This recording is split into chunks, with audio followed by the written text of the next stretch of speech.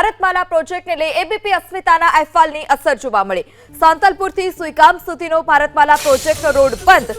સાંતલપુરથી લઈ સુઈગામનો 30 કિલોમીટરનો રસ્તો અત્યંત બિસ્માર હાલતમાં।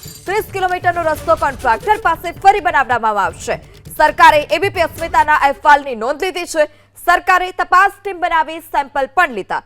सीडीसी कंपनी पास फरी आ रस्तो बनाववामां आवशे। 30 किलोमीटरनो रस्तो जे अति खड़तट छे ते कॉन्ट्राक्टर पास फरी बनाववामां आवशे। 15 फेब्रुआरी सुधी सांतलपुरथी सुईगामना रસ્તાનું કામ ચાલશે।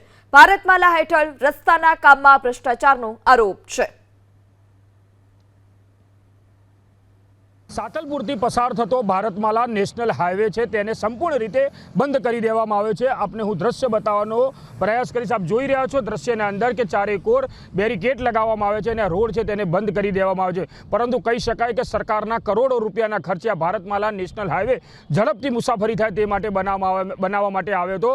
પરંતુ કહી શકાય કે છેલ્લા 4 મહિનાથી આ રોડ ચાલુ કરવામાં આવ્યો હતો ને તે રોડ ઉપરથી પસાર થતા વાહન ચાલકો જે ખાડાઓના લઈને હેરાનગતિ ભોગવતા હતા તેને લઈને આ રોડના ટેસ્ટિંગ પણ કરવામાં આવ્યો હતો। પરંતુ કહી શકાય કે આ રોડ એટલો બિસ્માર બની ચૂક્યો હતો કે અહીંથી વાહન ચાલકોને પસાર થતાં પોતાનો જીવ જોખમમાં મૂકવાનો વારો આવતો હતો। તેને લઈને નેશનલ હાઈવે ઓથોરિટીની ટીમ તેમજ પાટણ કલેક્ટર દ્વારા આ રોડના ટેસ્ટિંગ કરવામાં આવ્યો હતો અને રિપોર્ટ લેવામાં આવ્યો હતો। પરંતુ કહી શકાય કે હાલ તો નેશનલ હાઈવે ઓથોરિટી દ્વારા છેલ્લા 3 મહિના સુધી આ રોડ છે તેને બંધ કરી દેવામાં આવ્યો છે અને આ રોડનું કામ છે તે ફરીથી શરૂ કરવામાં આવશે।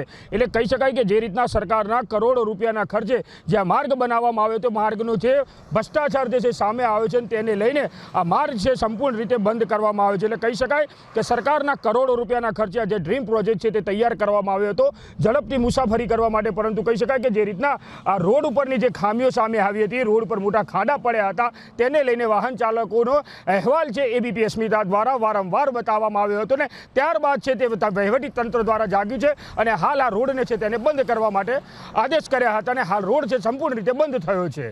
एजाज मंसूरी, एबीपी अस्मिता, पाटण।